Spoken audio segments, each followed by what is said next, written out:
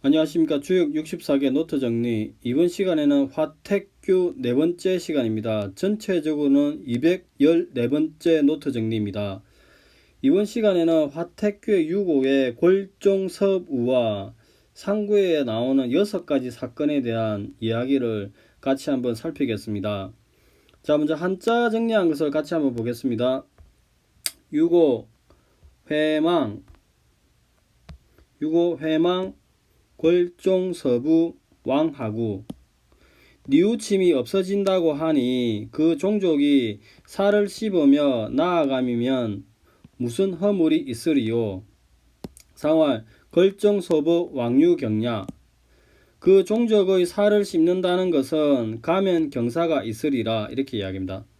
조금 부연해서 설명하면서 조금 다른 견해는 골종서부를 종묘에 가서 고기를 먹는다로 보아서 경사스러운 일이 있다로 보는 견해가 있습니다. 이제 골종서부의 의미에 대해서 이게 조금 더 구체적으로 와닿는 것 같습니다. 자, 기본적으로 효 위치를 보면은 이렇게 6호는 중을 얻었죠. 그리고 정은 아니죠. 그 다음에 구이와 응의 관계에 있습니다. 즉 설명을 보면은 6호는 부당위나 중을 얻었고 상께 리의 한가운데 있다. 즐거움 기쁨의 한가운데 있다, 이렇게 얘기합니다. 그리고 구이와 정응하는 효다, 이렇게 이야기합니다. 그러면 이제 골종서부를 친족이 살을 깨물듯 하다, 이렇게 이야기하는데 이거는 이제 조금 좋은 현상이라고 이야기합니다. 즉 이는 가깝고 화목하게 지낸다고 이야기합니다. 우리가 부모님이 이제 어린아이들 이제 볼 때 뭐 깨물어 주고 싶다 뭐 이렇게 표현하는 것처럼 골종서부는 그런 긍정적인 의미가 있다고 이야기합니다. 그리고 다사는 이제 종묘에서 제사를 지면서 친족끼리 고기를 나눠 먹는다, 그렇게도 이야기합니다. 그래서 이 의미를 보면은 흩어졌던 일족이 격렬한 싸움의 승리 후 또는 전쟁을 앞두고 서로 모여서 잔치를 해서 결속을 다진다는 의미가 있다고 이야기합니다. 그러면 우리가 실천적으로 이 효를 받았을 때 골정서부가 어떠한 의미를 가지는지 구체적 상황에서 이제 도출을 할 필요가 있죠. 그리고 경사가 있다고 했는데 이게 긍정적 의미가 주는 의미를 조금 더 정밀하게 알아볼 필요가 있을 것 같습니다. 자, 6호는 여기까지 하겠습니다. 상구를 보겠습니다. 상구는 규고, 견시부도, 제기1거, 제기1차, 선장지호, 후탈지호, 비구홍구, 왕우우, 즉길. 상구는 어긋나서 외로운 돼지가 흙을 뒤집어 쓰고 쓴 것 같고 귀신 한 수레를 실은 것이니라. 선장지고 후탈지고 먼저 활을 겨누다가 나중에 활을 벗겨 놓는다 하여 비구홍구 도적이 아니라 혼인을 구하는 것이다. 왕우우 즉길 비 가다가 비를 만나면 길할 것이다, 이렇게 이야기입니다. 그 다음에 상활 우우직일 군의 망냐. 우직일은 모든 의심이 없어지리라, 이렇게 이야기합니다. 그러면은 이제 효 위치를 보면은 기본적으로 이제 괴의 제일 끝에 있죠, 이렇게. 그리고 상구는 바른 자리는 아닙니다. 그리고 6삼과 응의 위치는 있죠. 즉 상구는 부당이로서 양강이다, 6삼과 정응한다, 이렇게 이야기합니다. 그래서 우리가 기본적으로 우리가 규계가 그거죠. 반복이 극심한 어긋남, 달라짐의 시기죠. 그래서 상구는 반목이 극심한 상황에 이르러서 이렇게 총 6개의 물상이 나옵니다. 1, 2, 3, 4, 5, 6개의 이상한 상황이 나오는데 이것에 각종 환경이 나타난다, 이렇게 해요. 그래서 실제적 현실과 괴리가 너무 극에 이른다, 이렇게 이야기하죠. 즉 설명을 보면은 본래 상구는 6.3과 호응을 하지만 의심으로 각종 환경이 나타난다고 이야기합니다. 그래서 상구는 괴리함이 극에 달해서 더 심해지는 그런 상이라고 이야기합니다. 그러면 기본적으로 이 6개 이야기가 연결된 스토리인지 아니면 각계 별개의 사건인지 개별 사건인지 이제 검토할 필요가 있죠. 그래서 이것도 이제 조금 견해 대립이 있습니다. 다사는 이 6개 이야기를 우리가 점을 쳤을 때 별개로서 봐서 점친 사례를 좀 더 풍부하기 위해서 각자 다 별개의 이야기라고 이야기합니다. 그걸 해사라고 이야기합니다. 근데 이제 이거를 연결된 스토리로 이야기하는 견해가 이제 일반적인 이야기이고, 이렇게 연결된 이야기로 해석을 할 때 조금 연결이 안 되는 지점이 있긴 있습니다. 즉 글을 보면은 상구의 상황은 연결된 이야기인가 아니면 각자 별개의 이야기인가, 이렇게 이제 학설 대립이 있습니다. 그리고 여기서 비는 어떠한 이야기라는가, 그러니까 비가 내려와서 이제 흙이 묻은 대지를 뭐 씻겨준다거나 이런 상황이 있으니까 비를 만나면은 의심이 걷히고 진상을 파악하니까 인식의 전환에 주는 계기가 된다고는 이야기합니다. 그래서 이제 제일 첫 시간에 이야기했듯이 규계가 이제 어긋남, 괴리, 반목인데 이런 시절에 어떻게 다시 동일함으로 갈 것인가, 군자는 화이부동, 이이동이라고 이야기했듯이 가는 시절인데, 상구가 이제 허상의 극에 달한 시절이죠. 그래서 제가 이제 제일 첫 시간에 말씀드렸듯이 허상의 실체가 어떻게 되는지, 그리고 우리가 오늘 얘기하는 옳고 그름의 개념이 어떤지, 그 시대 정신은 어떤지와 관련해서 연관돼서 그 요 베스네의 레드 브레스트라는 소설을 한번 권했는데, 이게 2차 대전 당시에 나치군에 가담하여서 소련군에게 대항한 노르웨이 병사에 관한 추리 소설이니까 굉장히 재미가 있으니까 추리 소설 좋아하시는 분은 한번 읽어보시면 좋을 것 같습니다. 그리고 이제 실천적으로는 이제 여기에 나오는 6개의 사건의 상징성이 무엇인지 이제 효를 받았을 때 실제적으로 고민을 할 필요가 있습니다. 자, 여기가 일반적인 설명이고 다산의 설명을 보겠습니다. 회망 골종서부 왕하고 상활 골종서부 왕유경야. 변한 것이 있다 하더라도 다시 본래대로 되돌아갈 것이니 결국에는 바뀐 것이 없다. 그 종친들이 모여서 고기를 씹으니 이처럼 종친들이 화목하다면 그 어디를 가더라도 무슨 허물이 있겠는가. 상활 그 종친이 모여서 고기를 씹으니 가는 곳에 경사가 있음이니라. 이렇게 이야기합니다.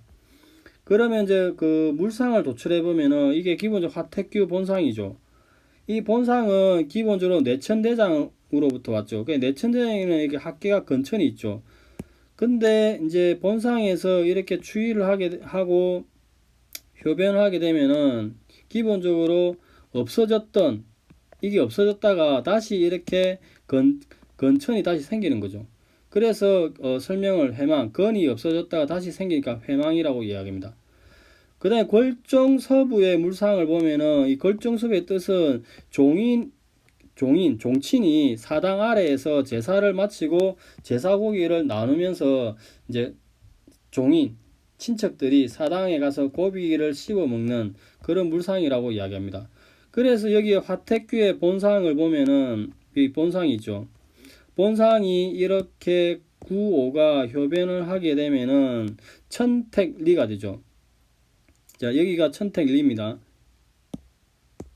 자, 여기가 천택리죠. 이 천택리는 지게의 목이 택천케에서 왔죠. 그래서 택천케 시절에 최초의 상계가 태조태, 양고기가 있는 거죠. 양고기. 그 다음에 아래는 학계 건이니까 건천. 건의 친족들을 이렇게 종이라고 이야기합니다. 그래서 친족들이 효변을 추이를 하게 되니까 여전히 상계가 건천, 건의 친족들이 여기에 있는 학계의 태의 양고기를 이제 먹는 거죠. 입을 벌리고 같이 먹는 거죠. 즉 설명을 보면은 건은 아버지의 쪽 친척을 종이라고 이야기한다. 택천케 시절에 지게의 목인 택천케 시절에 건의 친족이 아래에 있고 양고기가 위에 있다, 이렇게 얘기합니다. 그래서 추이를 하게 되면은 건의 친족이 학계 천택리 학계가 태의 입이죠. 여기입니다. 자, 다시 보겠습니다. 조금 지우고 여기에 택천케 시절에 천택리 시절에 택천케 학계가 여기가 입이죠. 입.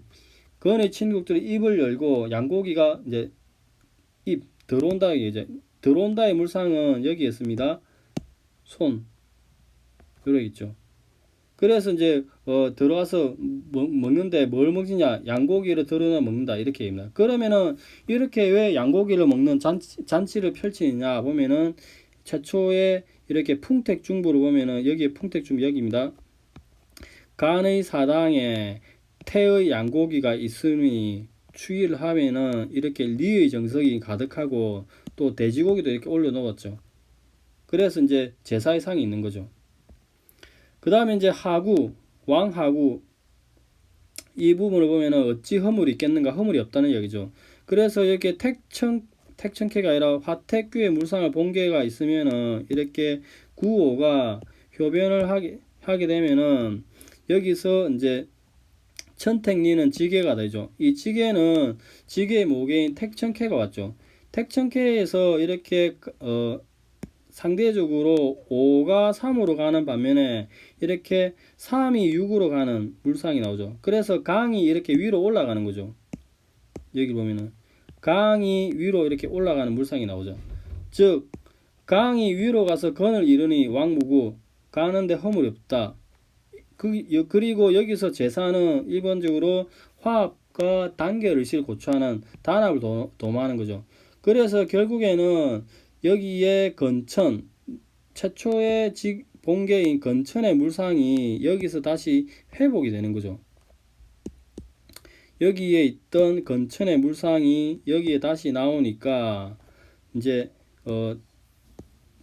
최초의 내천대전에서 건천이 이미 있었다가 효가 변하면서 강이 흩어졌다가 다시 이렇게 규가 되어서 간이 흩어진 상황에서 이렇게 택천캐에서 3이 6으로 올라가니까 건천이 다시 모이는 거죠. 그래서 모이니까 이제 제사의 물상도 나오고 이렇게 리로서 예로서 합치하니까 무구의 세계 양이 다시 모이고 리의 예로서 합치하니까 무구의 물상이 나온다고 이야기합니다.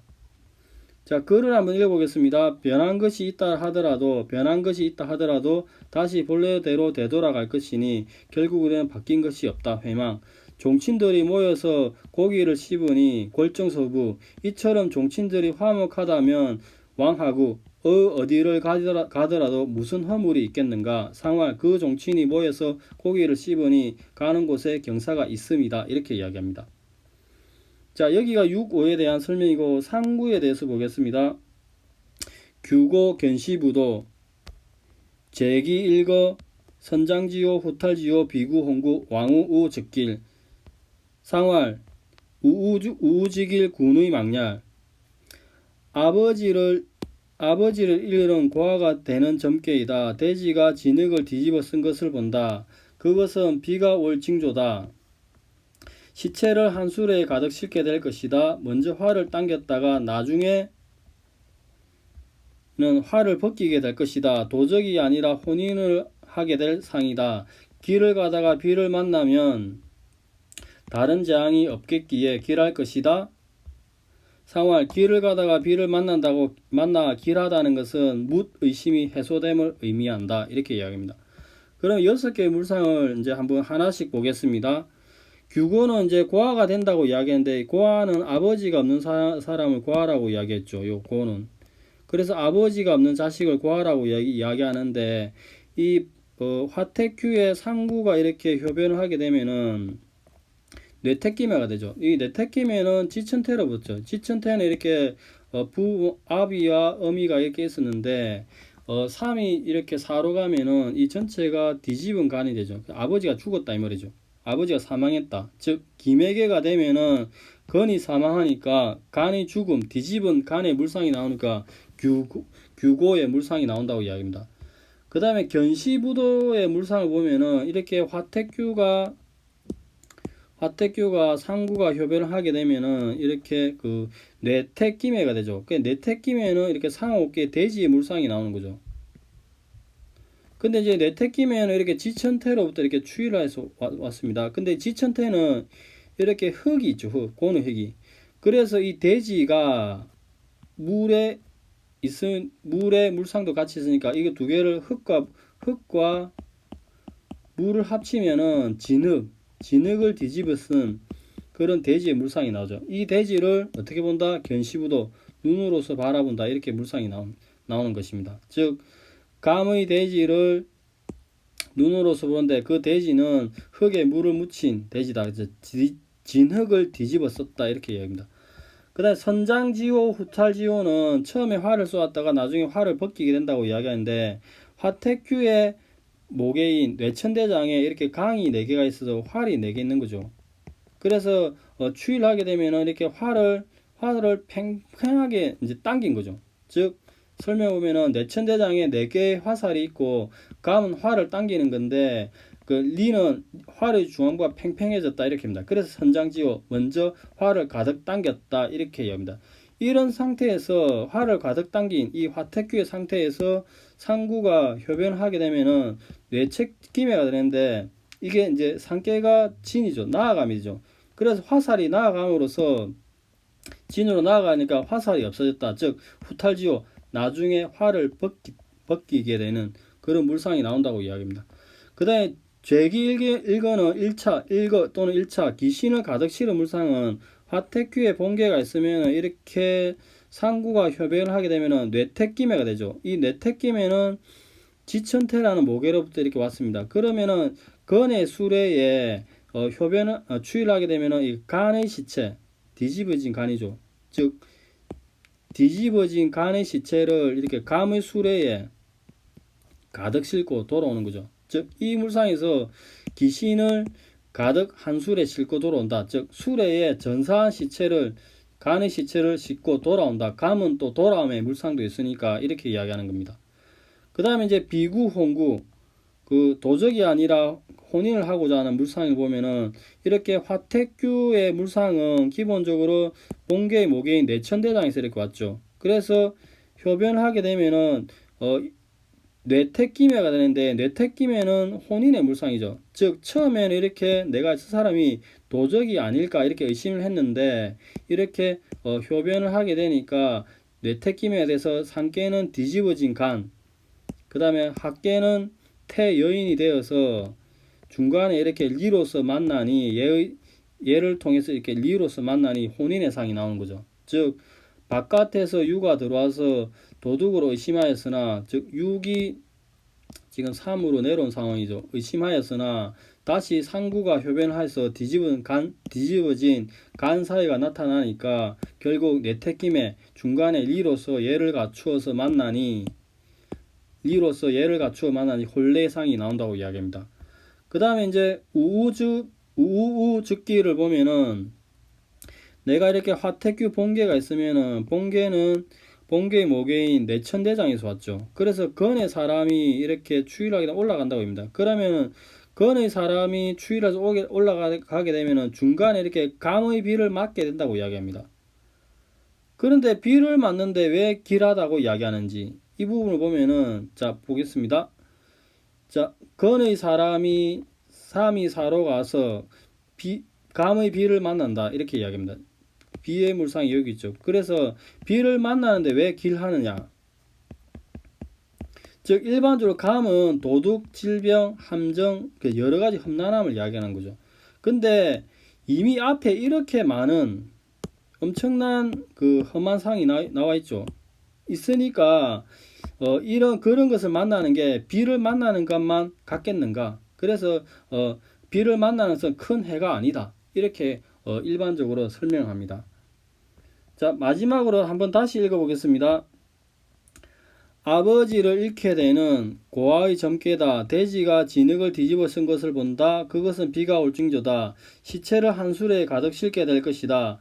먼저 활을 당겼다가 나중에는 활을 벗기게 될 것이다. 도적이 아니라 혼인을 하게 될 상이다. 길을 가다가 비를 만나게 되면은 다른 재앙이 없겠기에 길할 것이다. 이미 앞에 험난한 게 많이 있었으니까 비 정도는 재앙이 아니다 이 말이죠. 상화 길을 가다가 비를 만나 길하다는 것은 묻 의심이 해소된다고 이야기한다. 그 비로서 씻겨내 버린다 이런 의미가 있는 거죠.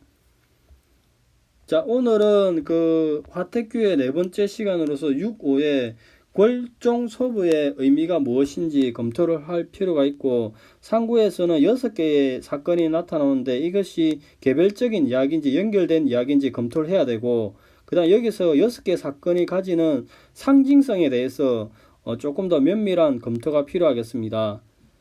자 오늘은 여기까지 하겠습니다. 감사합니다.